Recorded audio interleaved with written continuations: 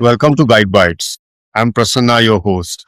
As they say, Gemini, ChatGPT, Claude were the start, and AI agents are the next chapter. But between headlines and the production lies a long list of engineering decisions that determine whether an agent becomes indispensable or it quietly disappears. And today's guest has the front row seat to see this evaluation and to sort of fulfill this evolution. Joining me today is Shir Meir Lador. She is AI leader at Google. She has over 14 years of experience across technology leaderships, data science, AI, and more. She has also helped a lot of organizations adopt and scale new transformative technologies. She also has podcast she launched last year called the Agent Factory, which dives into practical blueprints for building enterprise grade agents. Shir, welcome to GydeBites. It's so great to have you here. Thank you so much for having me, Prasanna. All right, Shir. So let's get rolling real quick. So we have been hearing one word that we used to hear a lot before, but in a totally different way. So people are talking about context so the usual meaning is the way we talk. Do we have the context of what we are saying and so on and so forth? But what is context? And if we have to consider from AI agent standpoint, and how does this context and grounding become the foundation for AI agents? Yeah, I think you nailed it with the exactly right question. When it comes to agents, the context is all the information, the history, the instructions, the tooling you provide an agent or a model to help it fulfill its goal in the world. And it's very critical because if you don't have the right context or enough context, the model can hallucinate. But if you have too much context, the model can get confused and have reasoning failures because it gets maybe the wrong context or doesn't know how to analyze well the context that it receives. That's why actually it's a funny timing. Exactly 1 year ago, the coin context engineering was termed, and we actually just when it was started to be discussed, we had an episode in the Agent Factory about it because we felt like, wow, this is something so critical. Until that time point, everyone talked about prompt engineering, which is, how to prompt your LLM effectively. But I don't know if you or anyone from the audience noticed, now we're talking a lot less about that and a lot more about context engineering because, our LLMs started operating in much more complicated environment. They have, multi-turn conversation. They have history from previous conversation. They have access to tooling. So how do you manage those processes to help them really be successful? And this is exactly the term of context engineering, how to provide the right context at the right time for your agent to be successful. And we had the Google Cloud Next, which is a huge conference from Google Cloud that happens every year in Vegas. And we had that just in April. And I gave 2 sessions there. And one of the sessions I talked about how to help your agents be successful in production. And I gave there an example about an agent that I built for my own purposes. It's called DevSignal that analyzes trends from the community, from Reddit, from different sources and drafts blogs and demos around those trends to help the community build more effectively. And as I was building that, I was using coding assistant, coding agent, of course, anti-gravity from Google. And I noticed that it's really struggling with using the agent development kit, the Google ADK, the framework I was using to develop the agent. And it was struggling because it didn't have the right context because this was a new framework when I was working on it. And of course, the models are trained on, older data. So they don't have the context about this new framework. So I tried to figure it out, what would be good ways to give the anti-gravity the context. So I found different methods help, like starting from an existing example from ADK and have anti-gravity built on top of that. So that's one way to give the agent the right context, like giving it a working example. Another example was around connecting it to an MCP server with knowledge, the developer knowledge MCP server from Google Cloud. So that provided it access to Google Cloud documentation. So it has the context and the grounding on how to actually build on Google Cloud. And at the same time, also skills started being a thing. So I found the right skills to provide to the agent so it will be more successful. So these are like 3 things I found very helpful in providing context to your agent. So, can we say for people not so tech savvy from the background where they are coming from as a usual audience, context is sort of the right set of information that we provide to the agent so that the agent can complete its task which has been assigned to it? Yeah. Yeah. Okay. Cool. And you also mentioned about MCP. So what is MCP and how does MCP connect agents and more things to enterprise systems? How do we use MCP and so on? Yeah, so that's a great question. So MCP was an open standard to connect your agent or your model to external APIs or databases. That was created by Anthropic, I think about 2 years ago. Or 1.5 years ago. And it has been extremely helpful because up until that point, you used to do a lot of work in figuring out how to connect your agent to external APIs, writing a lot of custom wrappers. Okay, how do I connect to that? How do I connect to that? By creating that open standard, you can just, write very, very minimal code and get connected to the API or the database you want to, like, for example, what I mentioned in the previous answer, the developer knowledge MCP server, connecting to that with just, basically 3 lines of code, or maybe 1 long line of code, just providing, the URL for that server and, the authentication. And that's it, because the MCP is already there. You just need to, define the connection. And the connection is standard. You always use the same. In ADK, there's a class called MCP toolset. So you always use the same class. You just need to provide, 1 or 2 parameters. And that's it. You're connected. The agent is aware about all the tools that are available to use that API. And that is already defined for you. You don't need to define all of that. So I think this is something very, very powerful, both using MCP server that are managed externally. For example, we have Google managed MCP server, like the developer knowledge one, or you can also create your own MCP server for your API and then allow other users from your company connect to your MCP server instead of, writing those custom wrappers for your API. Yeah.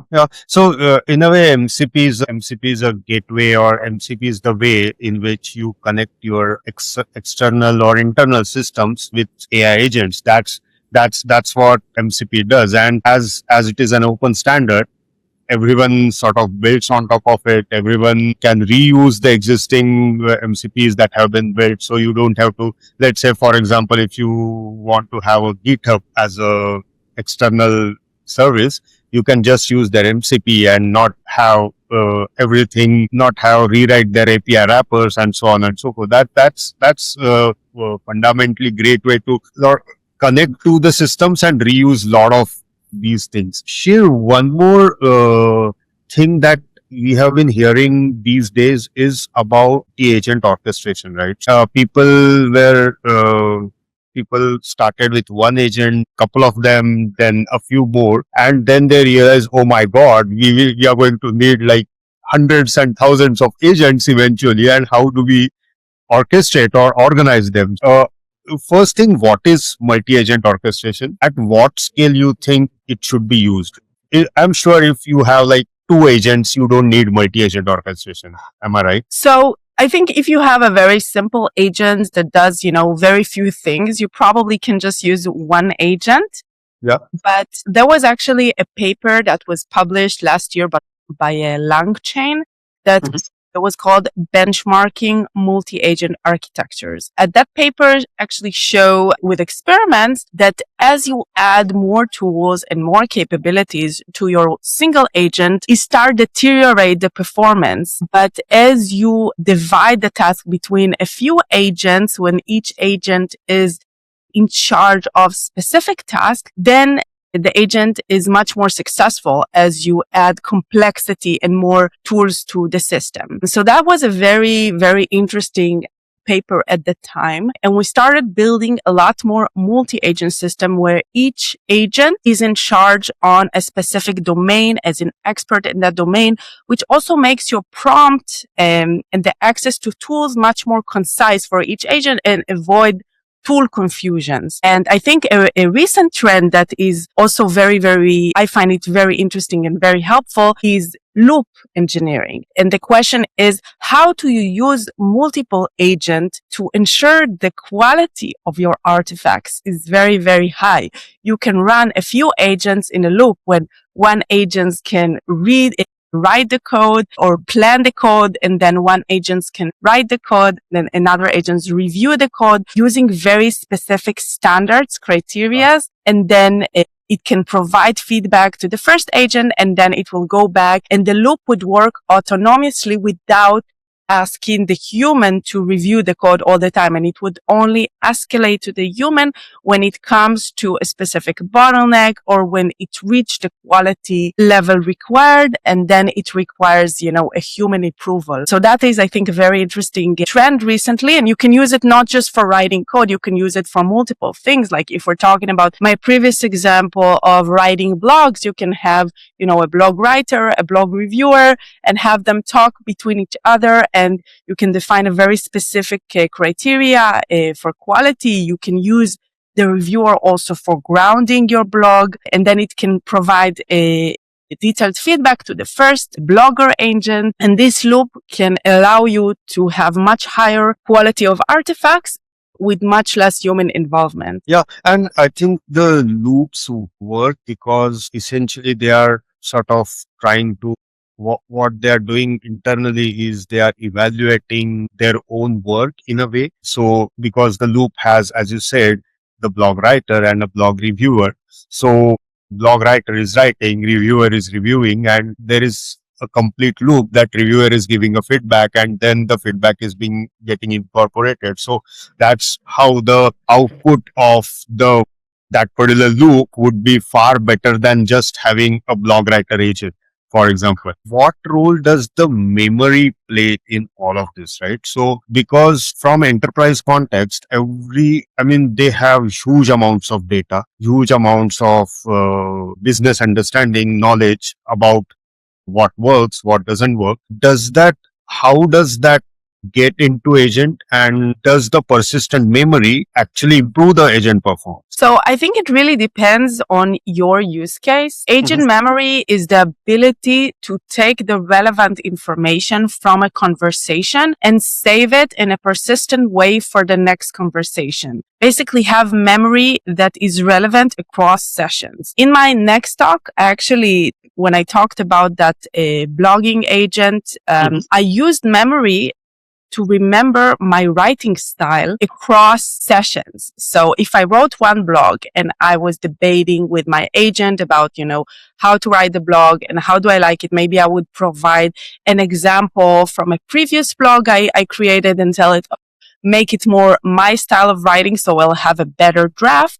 And then I would want that in the next session, the agent would be able to already know in advance what is my favorite writing style. So I used memory, the agent platform memory bank for that. And what the agent memory does is that it is a managed memory. So that's very nice. You just hook it up. It remembers the specific agent you're working with using the memory ID. And then it extracts only relevant information from the conversation. It saves it in the memory bank as embedding vectors that capture the semantic meaning of those memories. And then in the next conversation, you can configure your agent to load the relevant memories to this conversation using their semantic meaning, using embedding search. So I thought that was very powerful because if you would just use your own database, you would need to configure the database. You would need to create those embeddings.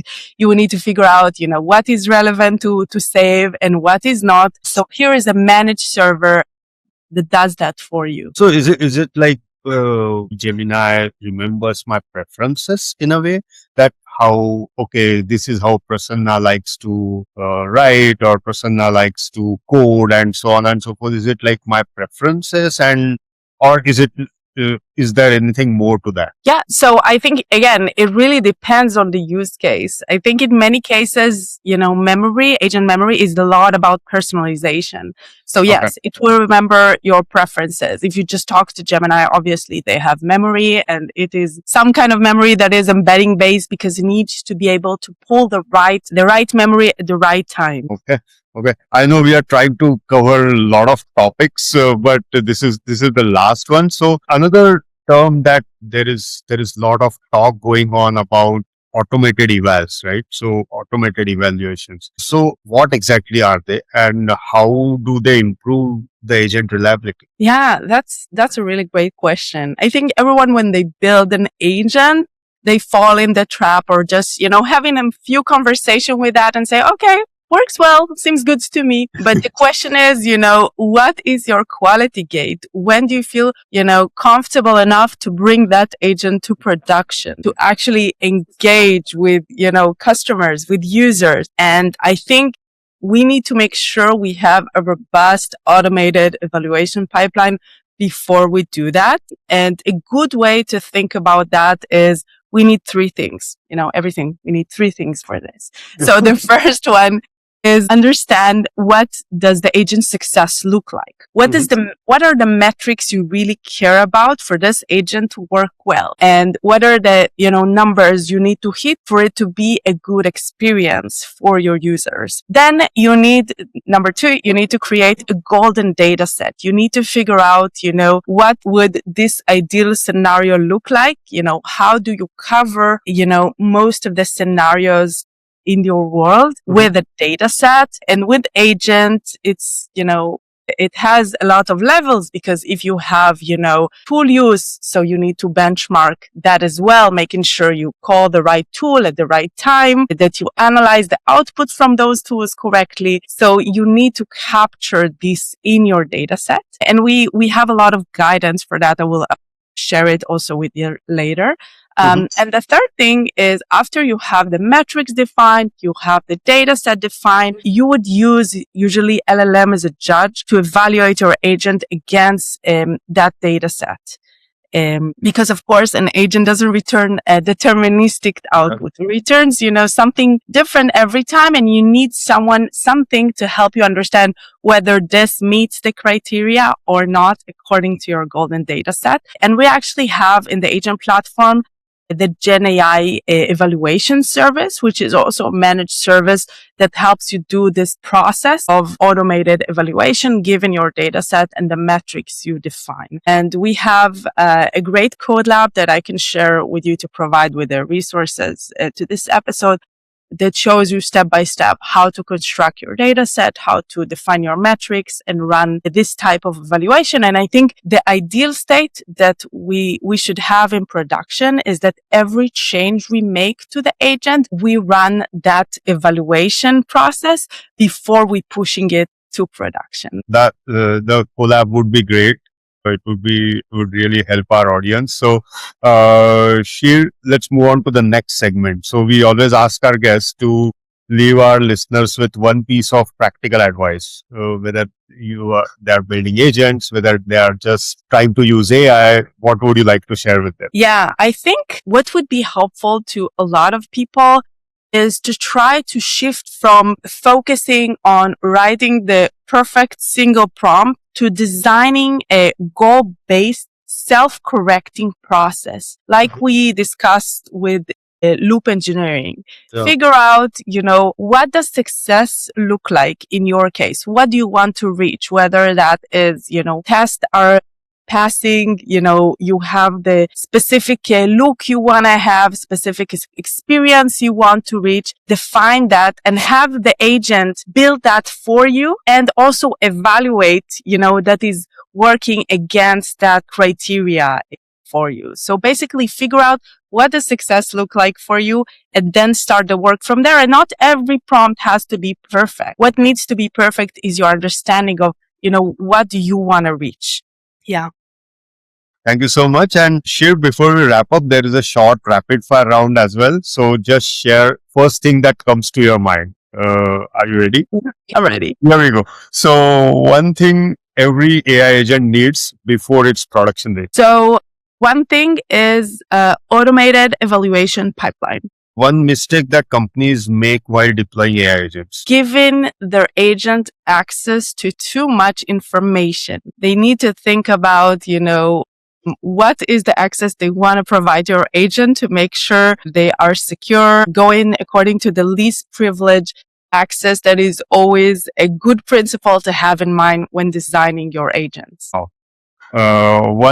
One skill that every developer should learn today. I think how to provide your agent the right context at the right time, like we discussed, using, relevant skills, using custom skills. This is something very, very crucial for agent development today. Okay. And one thing that companies or enterprises, businesses are underestimating about multi-agent systems. I think often companies underestimate, how much additional work is the transition from a prototype of a multi-agent system to actually bringing it to production. And one trend that leaders should watch closely.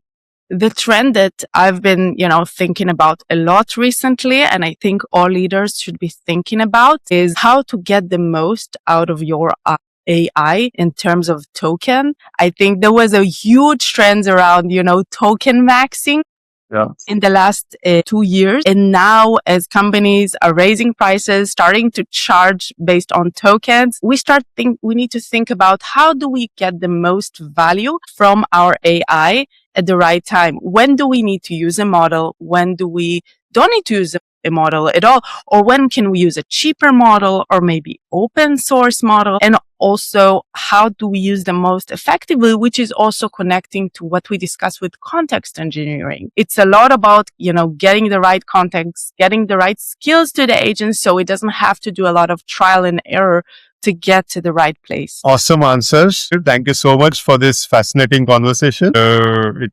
was an amazing masterclass for me.